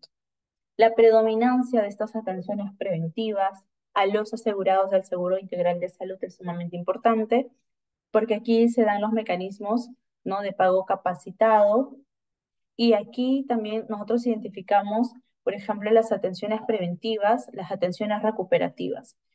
No es lo mismo una atención preventiva que una atención recuperativa. ¿Cuándo hablamos de una recuperativa? Cuando estamos tratando de mejorar una enfermedad, ¿verdad? Entonces, es muy importante, ¿no? Generar este mismo mecanismo de atención preventiva importante. Y es que sí, tenemos en total, un total bastante alto, pero también tenemos que la parte preventiva cada vez más ha ido predominándose en los últimos años, entre el 2014 y 2015, porque antes, ¿cuál era la prioridad? La parte recuperativa, ¿no? Que ahí lo ven. Pero que a medida que se fueron haciendo más prevención y promoción, atenciones preventivas, esto aumentó como tal, ¿no? El impacto del pago capitado en prestaciones de tamizaje. Si yo quiero hacer un tamizaje, una atención para una posible hipertensión, una diabetes, una dislipidemia, una obesidad, ¿no? Rápidamente tengo que ir identificándolo. El tamizaje y el registro. Y aquí vemos la proyección, por ejemplo, que se ha ido teniendo y cómo esto ha ido justamente registrándose y ha ido aumentando. Al mismo tiempo, los tamizajes no transmisibles también han ido aumentando como tal. Entonces, es importante el impacto que se pueda las personas registrar y que se puedan hacer ese tipo de tamizajes antes de que suceda algún problema de salud. Lo mismo sucede para un tamizaje de cáncer de cuello uterino, donde lo que siempre se quiere es que las personas realmente empiecen a hacerse sus tamizajes, lo que antes de pronto nunca se hacían, ahora ya es prioridad, ¿no? Entonces, ¿qué desafíos tenemos en el aseguramiento en salud? Yo creo que mucho, porque están dentro de la reforma. Y primero, generar y ver cómo la proyección de la población con seguro cada vez más va en aumento, ¿no? Lo que se quiere es lograr el 100%, que todas las personas estén aseguradas, ¿bien? Entonces, dentro de las líneas de acción estratégica, normalizar la cobertura de aseguramiento de población económicamente vulnerable, ¿no? Es algo que siempre se tiene que lograr, que se normalice una cobertura como tal en la población. Ampliar la cobertura al subsidiado o a la población de prioridad sanitaria, ampliar la cobertura de aseguramiento contributivo a los independientes y trabajadores formales. Aqueos, ampliar la cobertura de aseguramiento semicontributivo ligado a una reducción de la informalidad y consolidar las IAFAs públicas, su adecuado financiamiento y su capacidad de compra complementaria. Entonces, con esto identificamos, ¿no? Que es sumamente importante, ¿no? Lograr una buena cobertura de salud, ¿no? Como parte fundamental aquí. Dentro de la situación de expansión de la oferta de los servicios públicos en salud, vamos identificando 7.038 millones de personas que están en situación de expansión. Y que es muy importante también, ¿no? Identificar la infraestructura, el equipamiento. De hecho, el construir más hospitales es una necesidad que hoy en día se ha visto.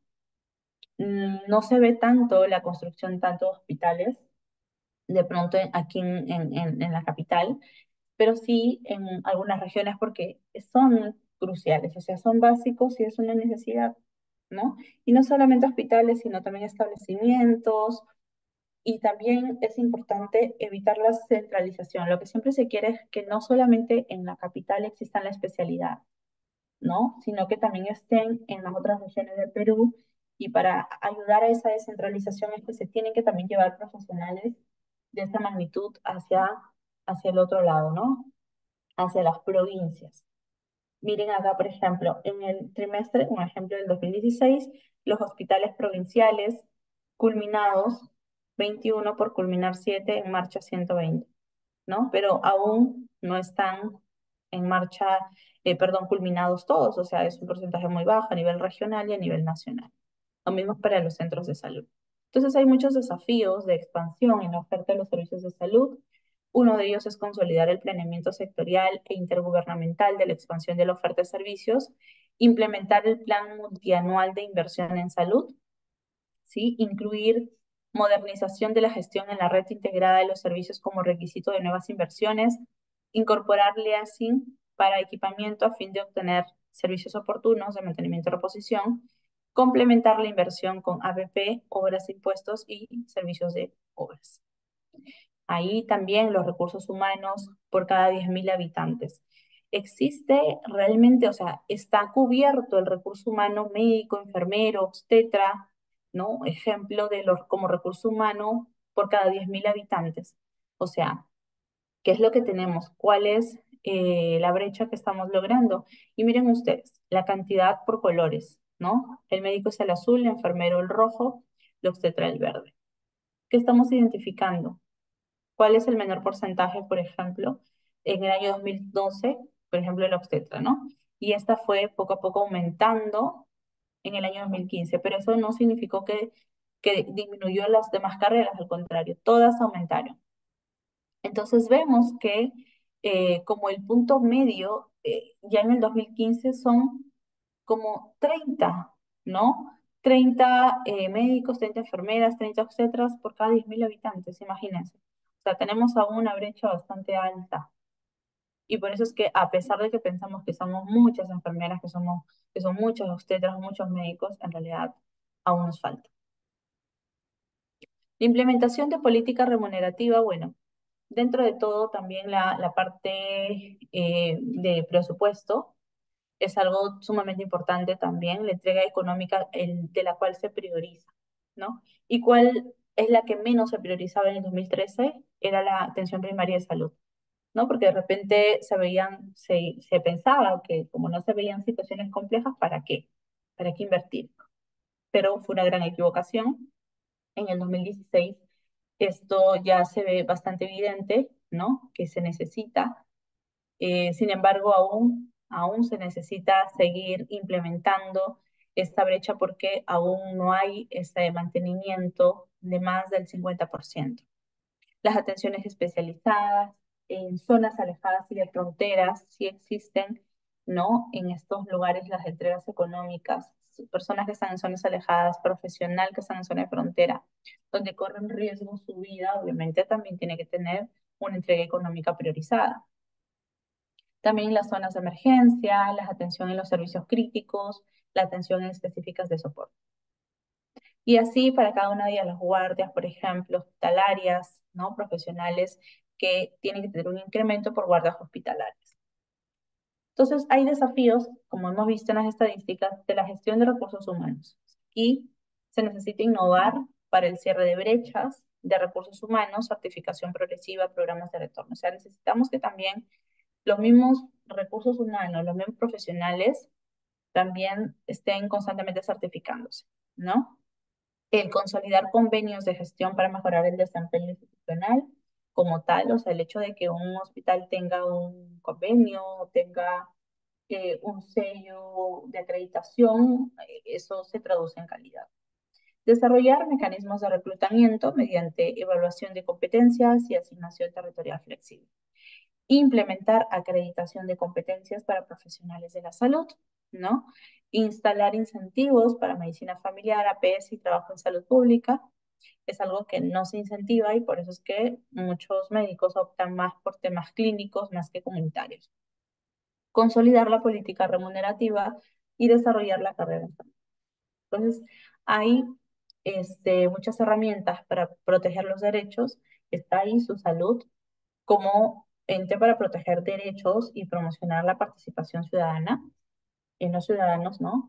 Pero también cumple una función de registro, de autorización, de regulación, de supervisión, a donde a las IAFAS, al CISES, o sea, a todos, ¿no? Se va hasta incluso la parte privada, ¿no? Entonces también hace un registro, hace una supervisión, hace promoción, vigilancia y categorización, que todos estén categorizados de manera adecuada, y acreditación. También a las IPRES, a la MINSA, a Salud, Sanidad, Fuerzas Armadas, servicios privados, ¿no? Que también deben considerarse. Entonces vean qué importante los reglamentos, los decretos que nos ayudan a identificar diferentes protección de derechos, ¿sí? Entonces, hay productos en protección de derechos, está la promoción y la protección de derechos, que se ha implementado ya 7 juntas de usuarios a nivel nacional, y ahí vamos viendo que también en la prevención de vulneración de derechos, durante el 2015 se realizaron 490 supervisiones en las CIPRES, y así vamos viendo cómo estos van aumentando. También vemos el nuevo modelo de acreditación. Siempre los hospitales o más que todas las clínicas privadas están siempre en busca de la acreditación constante. Y en cuanto a restitución de derechos, se han emitido 26 normas de IAFA regulando otros temas, ¿no? Solvencia patrimonial, gobierno cooperativo, entre otras cosas ya un poco más rigurosas a la parte operativa.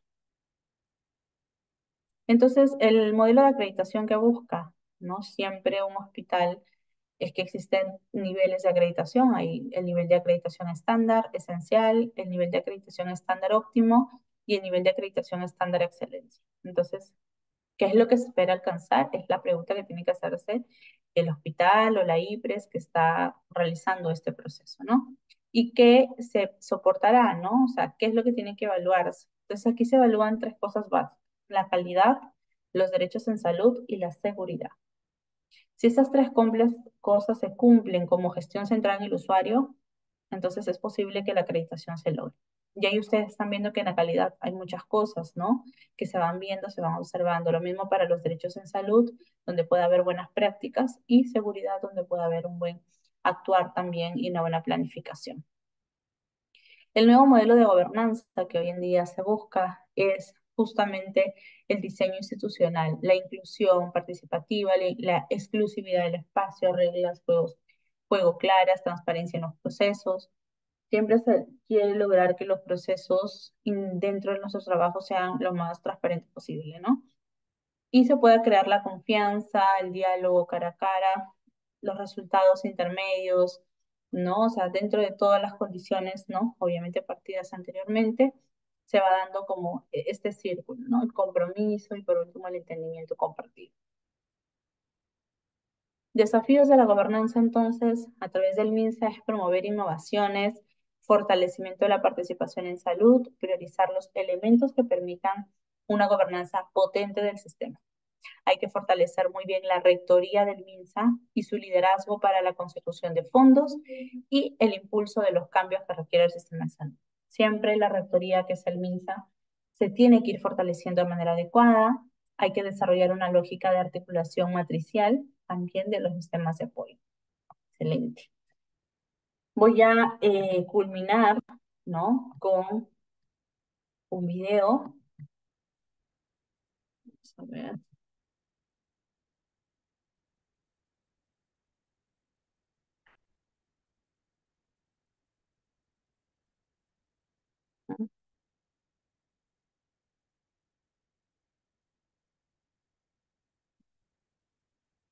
Para poder entender un poco el sistema peruano, ¿ok?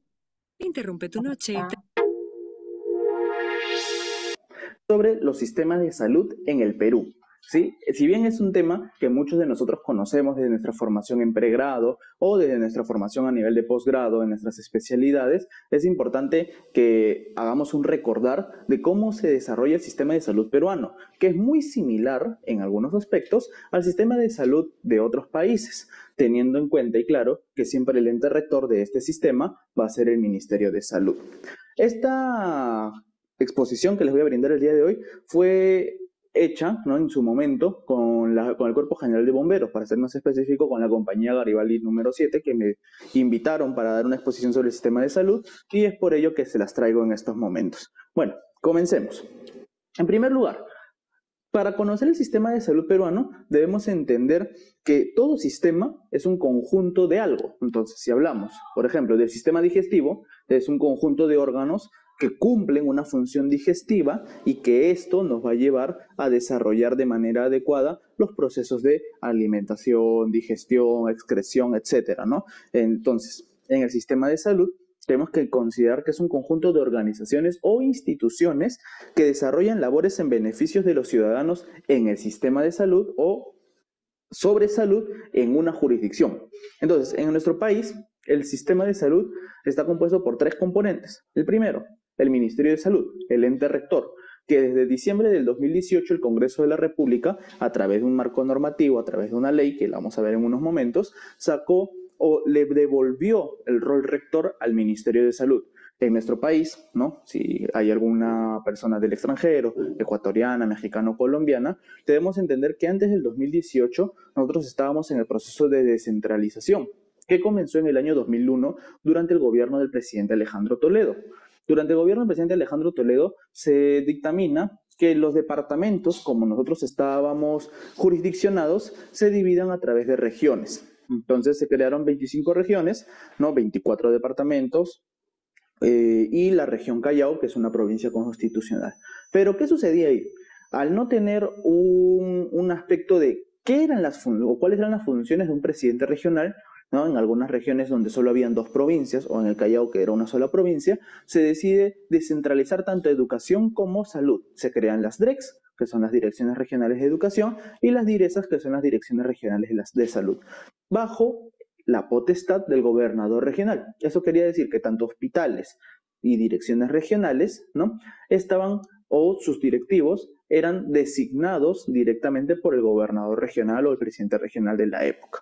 Desde el diciembre del 2018 que se devuelve el rol rector, la idea es que esto ya no vuelva a suceder y que el Ministerio de Salud se encargue de nombrar quiénes van a ser los directivos, ¿no?, y quiénes van a ser las personas encargadas de la administración tanto de los gobiernos regionales como de los hospitales de las localidades. Cuando hablamos del Ministerio de Salud, tenemos que tener en cuenta que es el ente rector, pero un segundo componente que es parte del Ministerio de Salud es la Superintendencia Nacional de Salud. Su salud se encarga de autorizar, fiscalizar, controlar, ¿no?, y supervisar el buen desempeño de las instituciones de salud. Y cuando hablamos de las instituciones de salud, hablamos tanto de las IAFAS como de las IPRES. Las IAFAS son las instituciones administradoras de los fondos de aseguramiento. Quiere decir que son las que financian los servicios de salud, tanto en instituciones públicas o privadas. Entonces tenemos acá a las IAFAS públicas, como es el SIS, el Sistema o el Seguro Integral de Salud, que tiene también al FISAL, que es el Fondo Intangible Solidario en Salud, ¿no?, que se encarga de lo que es el cubrir o el financiar enfermedades raras o huérfanas. Tenemos a AESalud, que es una IAFAS que se encarga de administrar los fondos de aseguramiento de las personas que se encuentran con un trabajo formal en planilla. Luego tenemos a las IAFAS de las sanidades, ¿no?, las IAFAS FOSMAR, que es del Fondo Solidario de la Marina de Guerra, la del FOSEP, que es del Ejército Peruano, y del FOSAN, que es de la aviación, ¿no? Ellos son las IAFAS públicas, son las encargadas de dar la administración o se encargan de financiar los servicios que van a desarrollar las IPRES. Las IPRES son las instituciones prestadoras de los servicios de salud. Es el segundo conjunto del sistema de salud que también encontramos en público con los hospitales, ¿no? Son hospitales nacionales, regionales, según el nivel de atención, y luego tenemos las privadas que son las clínicas. Este es lo que yo les mencionaba, el decreto que se brindó en el Diario El Peruano. Es la ley número 30895, mediante el cual es la ley que fortalece la función rectora del Ministerio de Salud. Se dio en diciembre del 2018. ¿Qué pasaba antes del diciembre de 2018? El Ministerio de Salud emite las políticas. Los gobiernos regionales se organizaban a través de las DIRESAs y los hospitales regionales y de apoyo, y los gobiernos locales ejecutaban estas acciones a través de las metas que el Ministerio de Economía brindaba, ¿no? Pero a partir del diciembre del 2018, el encargado de realizar o de desarrollar todo el proceso del sistema de salud va a ser el ministerio, con el apoyo de los gobiernos regionales y gobiernos locales, claro está. Y este es el sistema de salud como tal, ¿no? Lo podemos ver que se divide en tanto público como privado, y que en el sistema público tenemos a las IAFAS, ¿no? Y a las IPRES, como son el CIS, los hospitales regionales, los hospitales de apoyos, y en la parte privada tenemos a los seguros. Este es un cuadro que es de dominio público, lo podemos encontrar. Y estos son los niveles de atención. Primer nivel de atención, que lo tenemos a través de los diferentes niveles de complejidad, ¿no? Centros o establecimientos del nivel 1.1, 1.2, 1.3, 1.4, ¿no? Y con segundo nivel, tercer nivel, pero que tienen algunas características, ¿no? Por ejemplo, un 1.1 es un puesto de salud. Un 1.2 es un puesto de salud con médico. Miren la diferencia entre un 1.1, que es un puesto de salud donde hay profesionales de la salud, pero no necesariamente médicos, ¿no? Hay otros con médicos, hay centros de salud sin internamiento, con internamiento, y los hospitales de nivel 1, 2 y 3, que luego el más alto son los institutos especializados en nuestro país, como es el INEN, el Instituto Nacional de Enfermedades Neoplásicas, como es el Instituto Nacional de Oftalmología, el Instituto Nacional de Salud del Niño. Bueno, eso es todo por el día de hoy. Espero que haya sido de su agrado. Muchas gracias realmente. Y ya saben, suscríbanse al canal, denle clic en suscribir, denle un clic en la campanita, y estamos ahí atentos para cualquier sugerencia o comentario de algún próximo video que les gustaría escuchar. Muy bien. Entonces, con esto hemos terminado la parte ya final de reformas en salud. De hecho, el tema es bastante amplio, hay muchas cosas que observar, pero sí, con este video, creo yo, nos han dado alcances bastante importantes también de cómo se comporta los sistemas de salud en nuestro país. Así que muchas gracias a todos los que nos estaban escuchando, a todos los presentes, y no sé si tienen preguntas, dudas. Quedo atenta.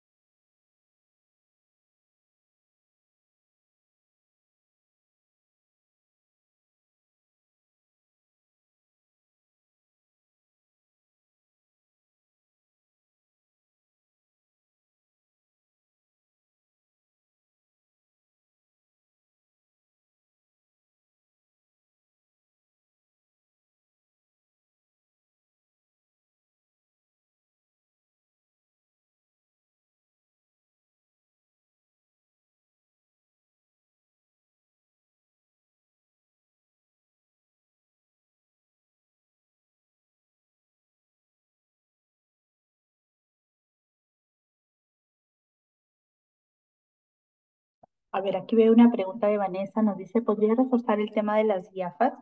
Ya, no nos olvidemos que las IAFAS son las aseguradoras, o sea, son las instituciones que administran fondos de aseguramiento en salud. Son más conocidas como aseguradoras en salud. Básicamente son instituciones que brindan seguros de salud, y es un servicio que permite pues que la persona esté protegida o cubierta ante cualquier accidente, cualquier eventualidad, ¿no? Y por eso es que existen seguros del Estado y también existen seguros privados, ¿no? Cada uno con coberturas distintas. Y cuando hablamos de seguros del Estado es donde entran las IPRES, ¿no? O sea, las instituciones prestadoras de salud pública, se llaman las IPRES. De acuerdo, ¿no? Puede ser salud, pueden ser Fuerzas Armadas, el SIS, ¿no? La policía, esos son los seguros del Estado. Y también el SIS como tal, ¿no? El de salud. Entonces, existen muchas entidades prestadoras de salud, además, como por ejemplo privadas, ¿no?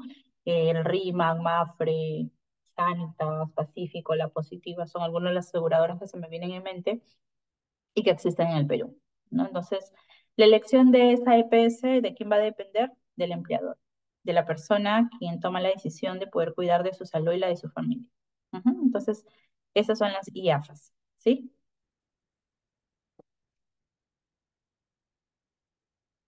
Ok, muchas gracias, Vanessa. No se olviden, IAFAS, las aseguradoras prestadoras y las IPRES son básicamente las prestaciones de salud pública, o sea, todos los seguros del Estado.